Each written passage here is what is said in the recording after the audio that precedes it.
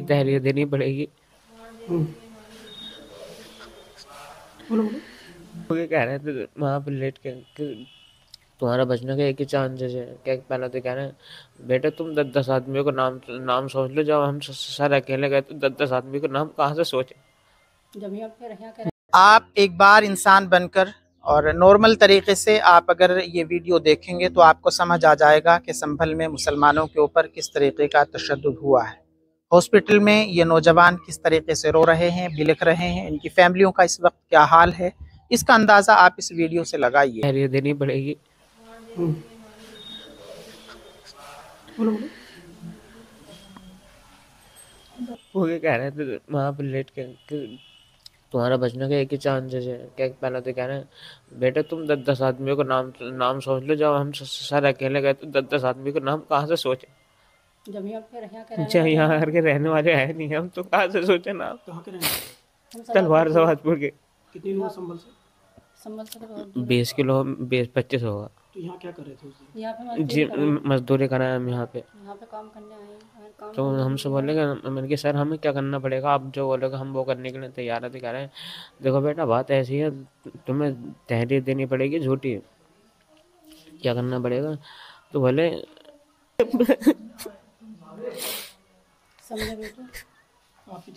मैं छोटे भाई को देखने गया था। जिस दिन पथराव हो रहा था उसी दिन दिल्ली से आया हूँ मैं।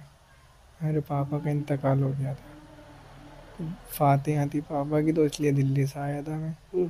छोटा भाई घर पे था नहीं तो मम्मी ने बोला वहाँ होएगा वहाँ देख कर आओ। तो वहाँ गया, भीड़ में धक्के हो गया जो कुछ। क्या हुआ आपको? गोली लगी? जी फायर पर गोली लगी? बाहू में, बाजू में? भीड़ में था, पता नहीं किधर से लगी कहाँ से लगी। बस मैं वहाँ से जा रहा था भाई को देखकर, 2 मिनट के अंदर इतना सब कुछ हो गया। हाथ आने वाला वही था बस।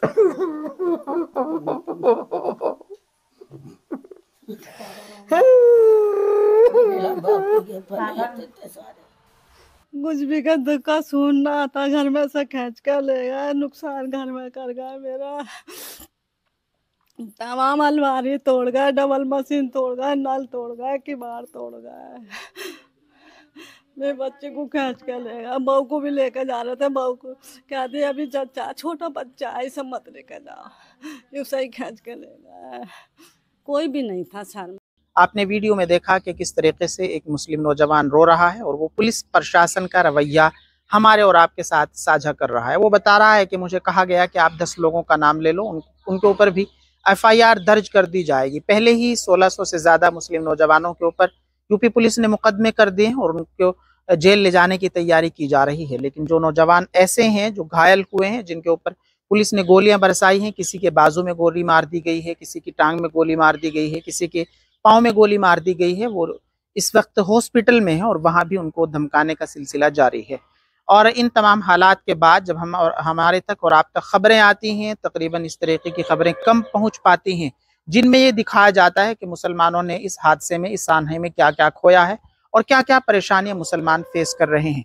कई सारी खबरों के मुताबिक ये चीज़ें भी खुलकर सामने आ रही हैं कि संभल के अंदर कई सारे घर ऐसे हैं जहाँ ताले लगे हुए हैं और मुसलमान घर छोड़कर और संभल छोड़कर कहीं बाहर चले गए हैं। मुसलमानों के अंदर डर है क्योंकि मुसलमानों को पता है कि हर सानहे के बाद मुसलमानों के ऊपर तशद्दुद किया जाता है और मुस्लिम नौजवानों को ही जेल में डाल दिया जाता है। इस बार भी ऐसा ही हुआ कि तशद्दुद भी मुसलमानों पे हुआ, सर्वे भी मुसलमानों की मस्जिद में हुआ और गोलियां भी मुसलमानों पे बरसाई गई। दूसरी तरफ सुप्रीम कोर्ट के रुख के बाद भी मुझे लगता है कि मुस्लिम पक्ष को जिस तरीके की राहत की उम्मीद थी वो नहीं मिली, क्योंकि मुस्लिम पक्ष चाहता था कि जब इस मुल्क में 1991 के बाद प्लेसेस ऑफ वर्शिप एक्ट लागू किया गया तो शायद सुप्रीम कोर्ट अब इस बात पे कड़ा रुख अपनाएगा कि जब रोजाना निचली अदालतें इस तरीके के संगीन फैसले सुनाने की कोशिश कर रही हैं कि कोई भी शख्स आता है और वो इस तरीके से अदालत में कोई भी अर्जी दाखिल कर देता है कि मस्जिद के नीचे मंदिर है, तो कैसे एक दिन में ही उसको इस बात की इजाज़त दी जाती है कि सर्वे करा दिया जाए और उसके बाद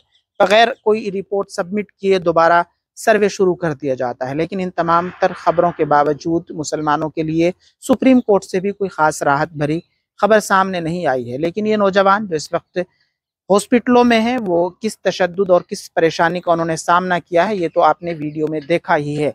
लेकिन आने वाला वक्त बताएगा कि संभल सानहे में मुसलमानों ने क्या खोया, क्या पाया।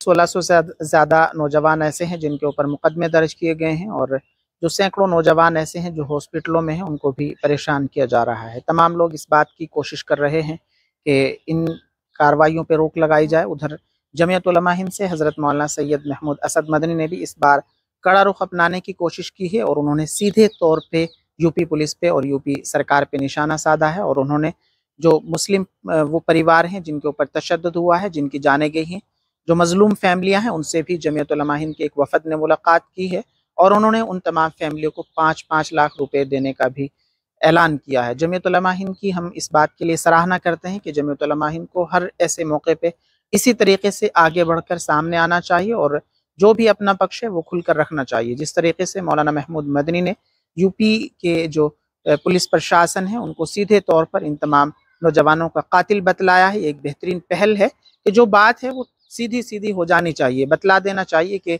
इसमें पूरे के पूरे तौर पे पुलिस प्रशासन इन्वॉल्व है। क्योंकि जब इस तरीके का कोई भी मामला होता है तो पुलिस प्रशासन का काम ये होता है कि उस मामले को कहीं ना कहीं कंट्रोल किया जाए, काबू किया जाए, लेकिन पुलिस का ये काम नहीं होता कि पुलिस अंधाधुंध कहीं भी भीड़ पे गोलियां